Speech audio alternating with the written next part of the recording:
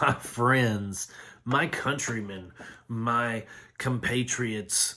How are you doing today, guys? I hope everyone is having a great day and succeeding at whatever you're doing, guys.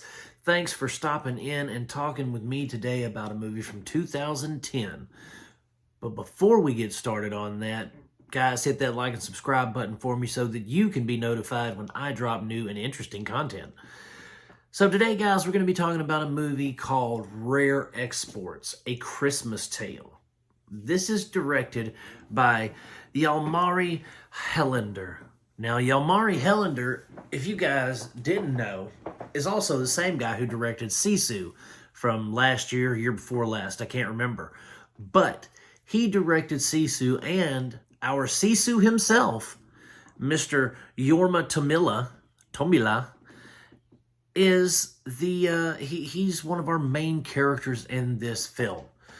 So this is an interesting Christmas, I don't want to say a horror movie because I don't think it's really horrifying, but it's just an interesting creepy horror tale. Basically, they're in Norway, they're drilling, they drill into a big iceberg type thing, and they wind up finding Santa Claus. And then Santa's little helpers get out, and they're basically feral people. Their eyes shine like Riddick in Pitch Black.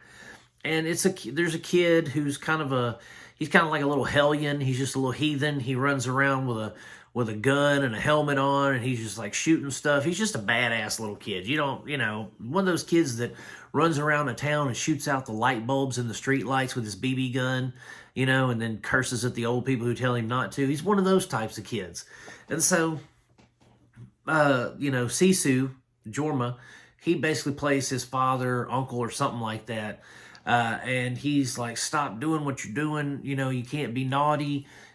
Christmas is coming. Then they see there's a guy who works at the dig site who's like, you can't curse, you can't, do all that. Basically, you can't be naughty, because if you do, then these Santa's little helpers are going to come and take you back to this Krampus looking thing to feed you to it. But we never really see what this thing is, you know what I mean? It's always in this ice. And so, I see a lot of people giving this movie a ton of praise. They're like, oh yeah, Rare Exports, it's cult classic, yada yada. I don't think so. All right, I'm going to tell you why. One, we never really get anything scary. Like I said, it's just kind of creepy. And I think there's a little bit lost in translation between Norwegian or Finnish and the Western translation, American. I think there's a little bit lost in translation as far as dialogue goes. So it's some of the dialogue to me didn't really make sense while I'm watching the film. And so I think that if I would have watched it if I would have watched it in the native tongue where everything translated good into subtitles, probably would have been better. But I feel like there was a little bit lost in the dubbing and the translation, and so I don't know. I feel like the story itself was an interesting story, but I just don't feel like it was as good as it could have been, and as good as it should have been based on what I read, saw, heard, all that good stuff.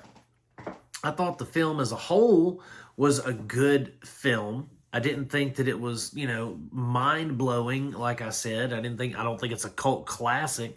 I think that the gist of the film is basically them trying to get away from the little creepy, feral, naked elf men. Yeah, that's another thing. There's just a bunch of naked old men chasing after this kid with a gun. That's just weird, man. I don't know. This movie didn't resonate with me like it did with other people. Other people I see giving it 4 stars and 2 thumbs up.